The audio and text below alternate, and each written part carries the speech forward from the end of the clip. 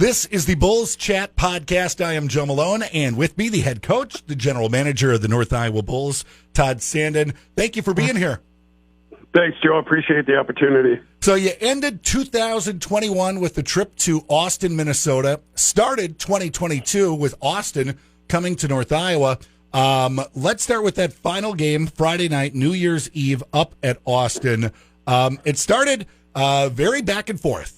Midway through the game, it was tied 2-2 before Austin ended up taking over, scoring the third goal of the game, and having kind of all heck break loose after that. What was going on in that game that led up to a bunch of people being angry at each other near the end of the second?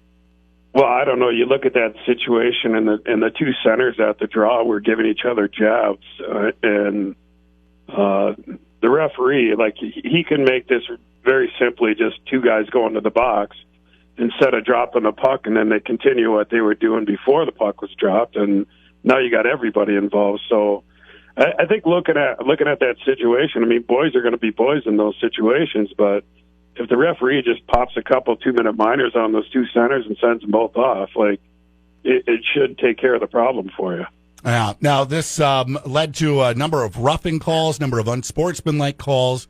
Nobody having to miss any games over that, I assume, correct? No, yeah, they were just double minors for roughing, and then 10-minute misconducts for being stupid. Now, what were your thoughts on that game? Being that the Bulls were in it, a tied 2-2, middle of the second, and then end up losing 5-2 with the final score there. After the game, what was running through your mind? You know what? Like, I felt like obviously we were outshot handily, but we had several really good scoring opportunities that we just didn't cash in on.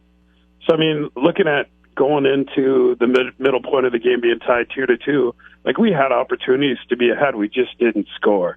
And then we took a bad stick penalty in the offensive zone that Austin got the power play on and went ahead 3-2. And then, like, now you got to chase it a little bit again. So looking at the game, like, we had chances, we just didn't finish, but still, like, you got to be disciplined in those tight games. You can't take lazy penalties in the offensive zone for sure. And then another penalty led to a power play at the beginning of the third period before Austin would add that fifth goal. Now, Saturday night, it's a new year. It is a time for renewal and whatnot, and the Bulls are hosting Austin at the Mason City Arena, and you go from the sort of fisticuffs in the middle end of the second period to the Bulls throwing a combination shot at the Bruins in the first period, scoring 3 goals in 1 minute and 11 seconds. Rappeljay, Michael Messick, and Logan Dombrowski.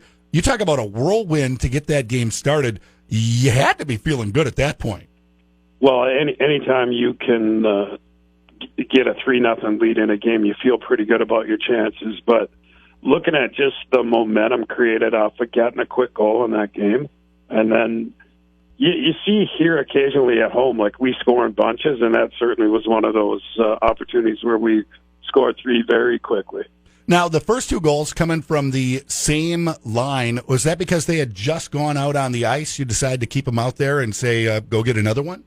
Yeah, well, I mean, they were still fresh after scoring quick in their shift, so Coach Hicks decided to leave them out there, and certainly well thought by him because they go down and get another one right away. Now, that 3-0 lead would turn into a 4-1 lead in the second, and then into the third, Austin kept chipping away, and all of a sudden the Bulls are protecting a 1-goal lead as it is 4-3 for a large chunk of that third period.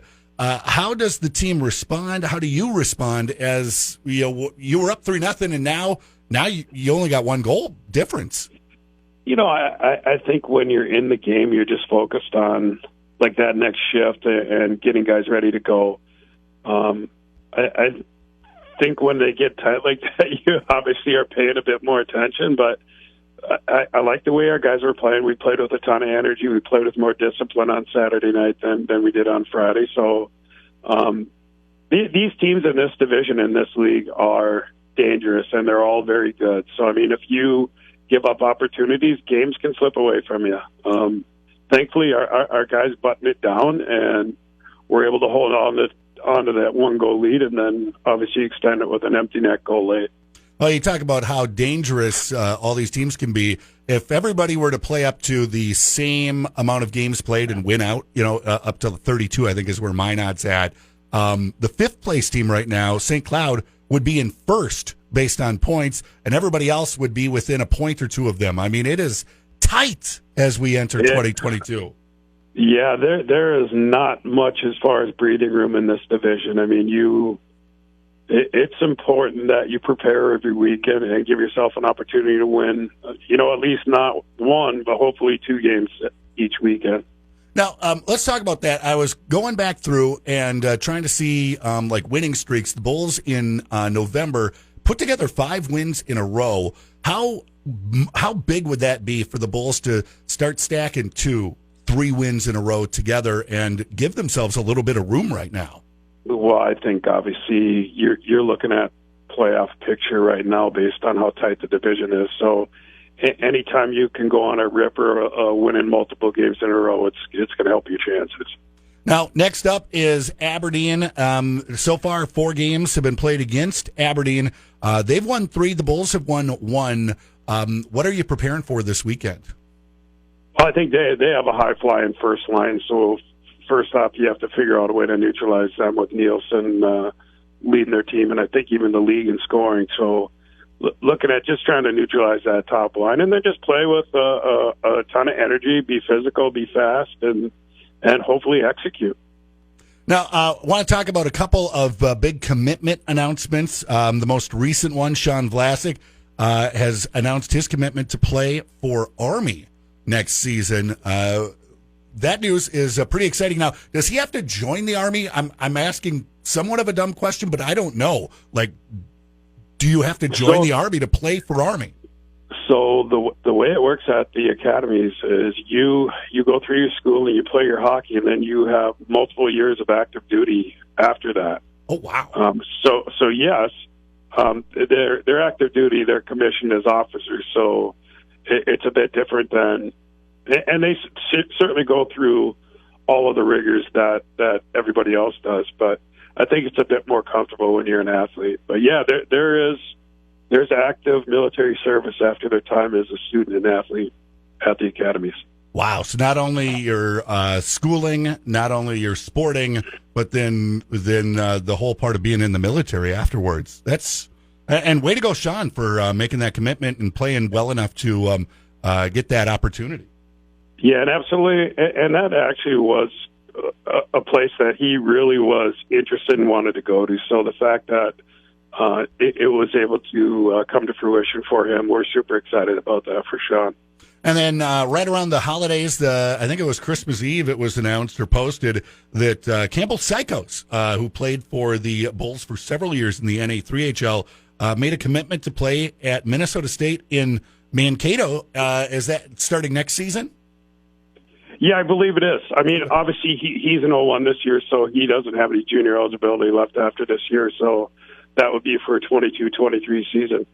Yeah, and very cool to see more and more Bulls players making those high-level commitments to go play and continue to play hockey. Yeah, and obviously Campbell was a big part of our Fraser Cup team last year with the Bulls, and certainly, I mean, looking back on it, we could use his services here now.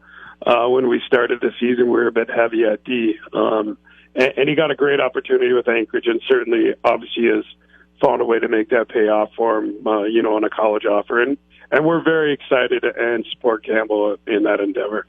Well, head coach, general manager Todd Sanden, thank you so much for carving out a little bit of time out of your day to talk Bulls hockey with us. Absolutely, Joe. We appreciate the opportunity. That is the Bulls Chat Podcast.